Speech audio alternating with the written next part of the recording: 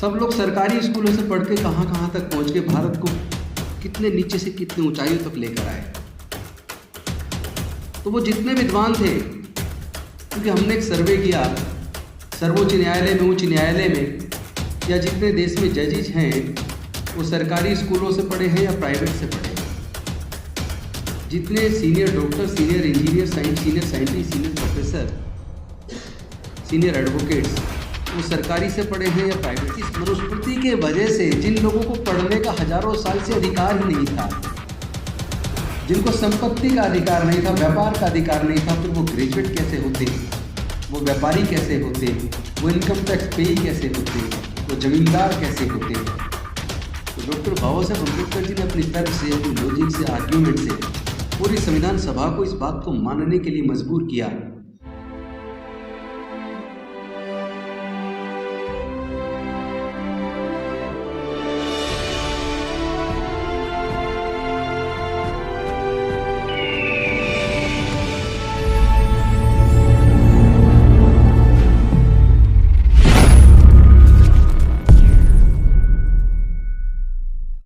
देश लोगों से मिलके बनता है। भारत एक विविधताओं का देश है।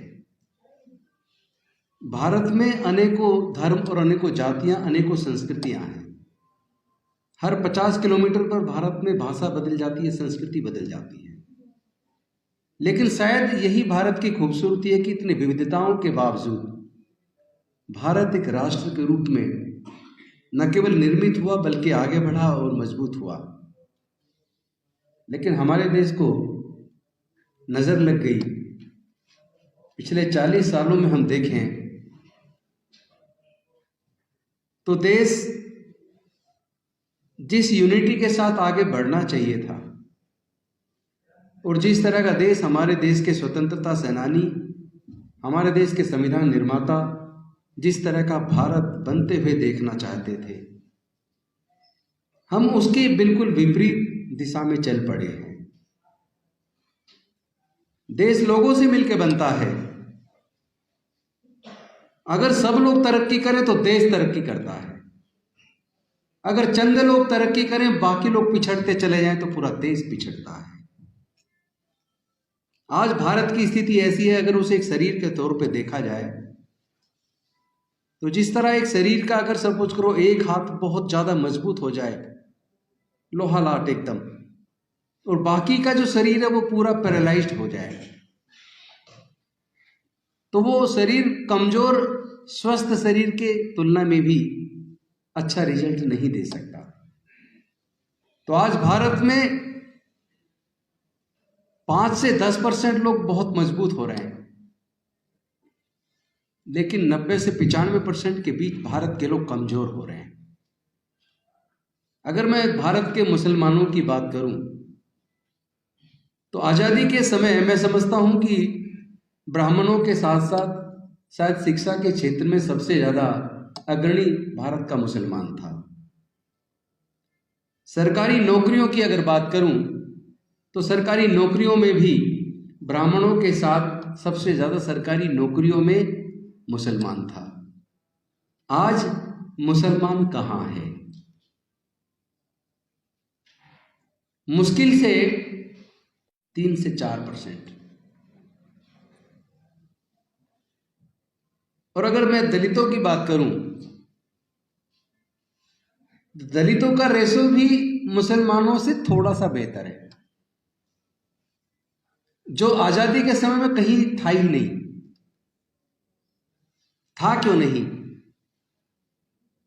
क्योंकि जो सामाजिक व्यवस्था भारत की थी, जिसने भारत को 4 वर्णों में और हजारों जातियों में बांटा,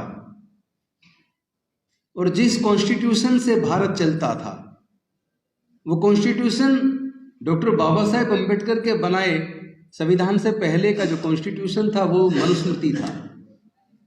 मनुस्मृति जो एक वर्ग विशेष को, एक पर्टिकुलर क्लास को एजुकेशन का अधिकार देता था, पढ़ने पढ़ाने का, एक पर्टिकुलर कैटेगरी को व्यापार करने का अधिकार देता था, एक पर्टिकुलर कैटेगरी को रूल करने का, शस्त्र धारण करने का अधिकार देता था, और लगभग 88% लोगों को ना पढ़ने का, ना संपत्ति का, ना व्यापार का, यहाँ तक कि मानवता का भी दर्जा नहीं देता था, जिसकी वजह से 85 से 90% लोग बेहद पिछड़ गए।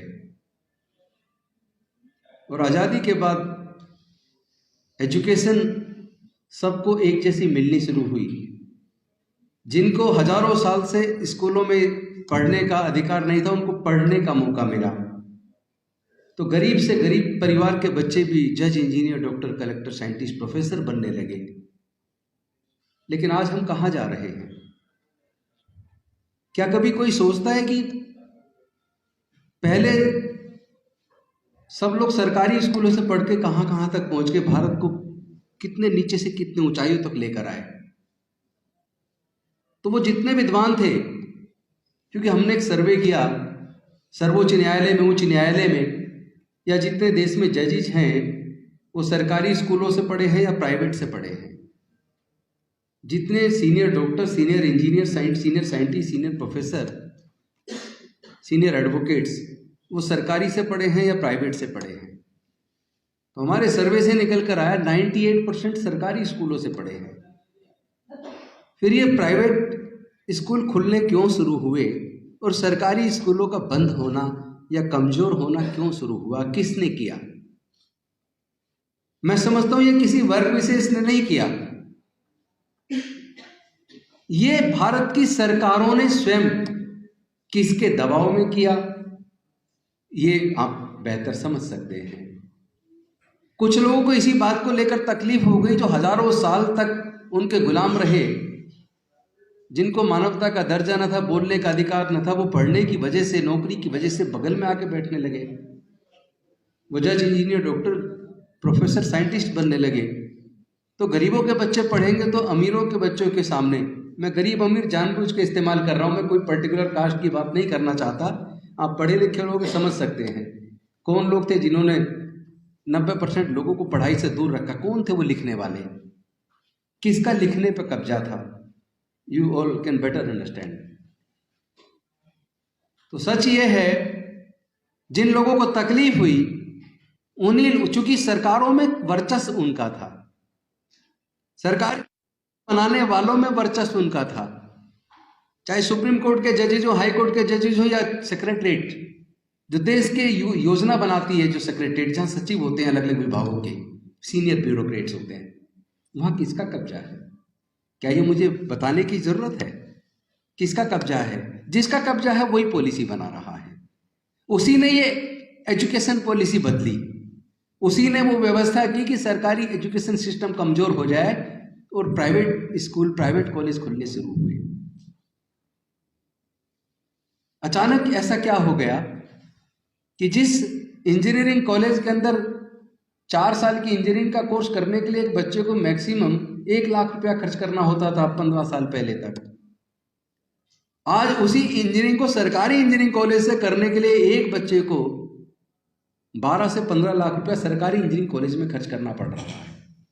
क्या देश के 95% परिवार ऐसे हैं जो एक बच्चे को इंजीनियरिंग कराने के लिए, मेडिकल कराने के लिए 10 से 15 लाख के बीच खर्च उठा सकते हैं? कौन है वो? क्या ऐसी सरकारों की देश को जरूरत है जो लोगों के बच्चों की पढ़ाई का खर्च ना उठा पाए, जो लोगों के इलाज की व्यवस्था ना कर पाए? क्या ऐसी सरकारों की जरूरत है? और अब ये न्यू एजुकेशन पॉलिसी रही से ही तो ये कमर तोड़ दी इसने। पहले सरकारों की योजना थी गांव गांव तक स्कूल खुले, क्योंकि पहले गांव से लड़कियों को दूर की वजह से पढ़ने ही नहीं भेजते थे, और लड़कों को भी गरीब लोग ज्यादातर वहीं छुटा लेते थे, कौन जाएगा 10 किलोमीटर दूर। तो सरकारों ने योजना बनाई गांव गांव में स्कूल खोल दो। तो एक वो सरकारें थी जो गांव गांव में स्कूल खोल रही थी, एक वो सरकारें थी जिन्होंने बैंकों का राष्ट्रीयकरण किया, जिन्होंने बैंकों के साथ साथ इंश्योरेंस कंपनीज का राष्ट्रीयकरण किया। आइए दानी जी, स्वागत है आपका। इधर इधर इधर कम कम कम कम कम।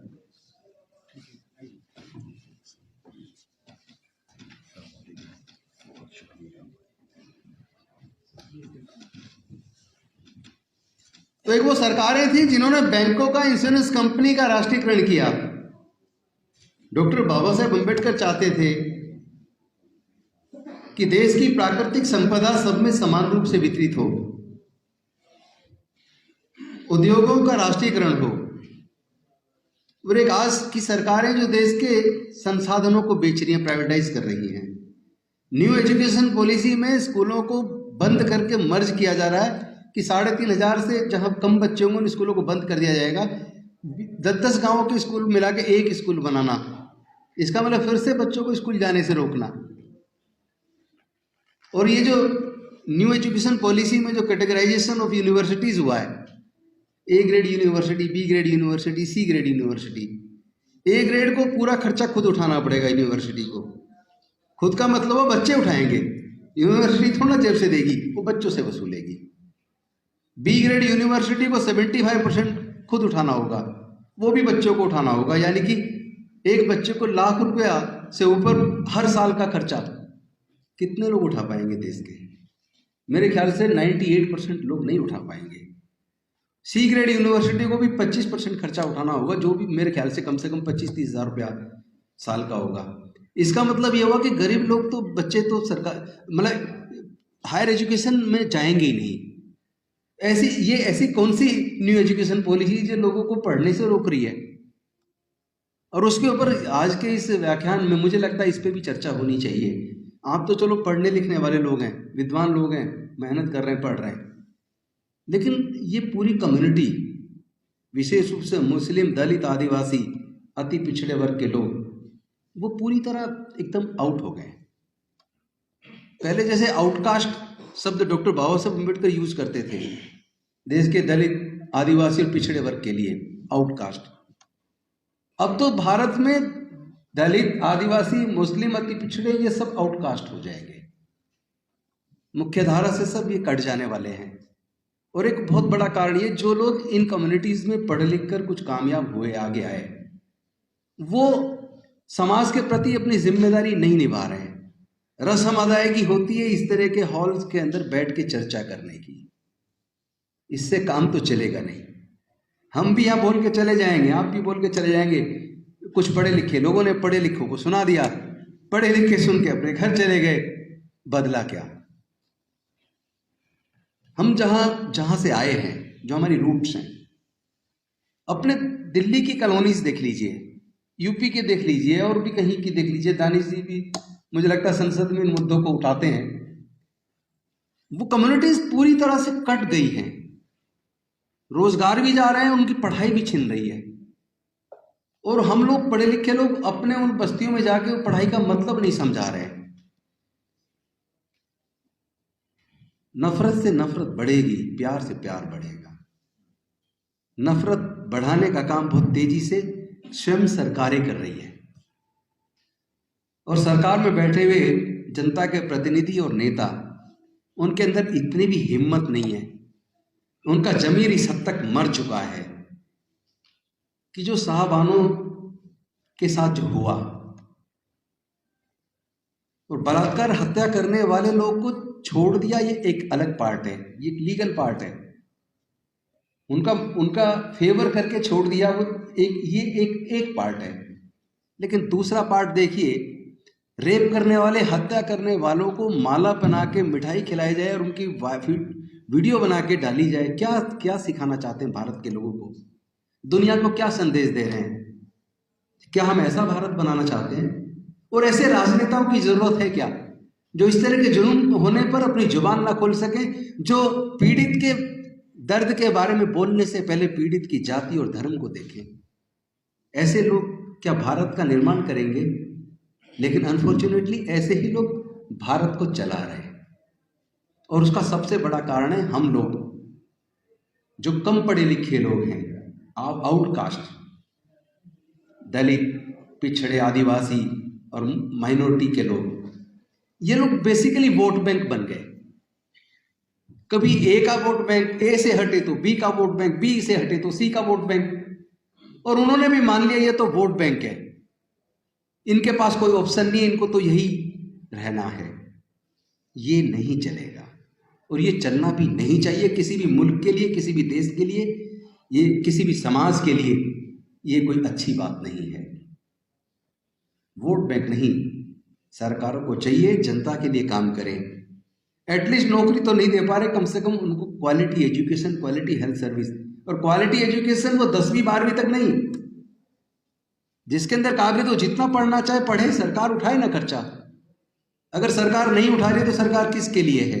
अरे जो पैसे वाला उसे सरकार की जरूरत नहीं है। पैसे वाले लोग बीमार हो जाएंगे तो अच्छे से अच्छे अस्पताल में इलाज करा लेंगे।